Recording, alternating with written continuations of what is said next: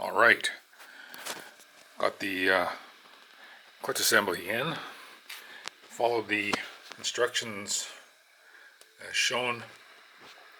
Just got to make sure you have these in the right sequence. Right here, it's different than the OEM clutch. There's a B-plate damper spring and seat. That went in, and have the new cap screw covers. They're red, and I believe there is an open clutch cover you can buy for these bikes, and it is more of the dry clutch sound with that on.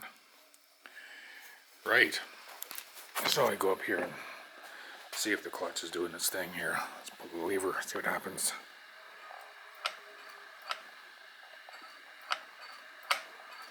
Okay. Alright, then put the cover back on. And there's one thing to be aware of on the pressure plate. There's this triangle looking thing like this. You got to make sure the pressure plate lines up with this particular opening. And that's all there is to it. So I'll button it up and take it for a rip. Should work fine. See you in the next video. Thanks for watching.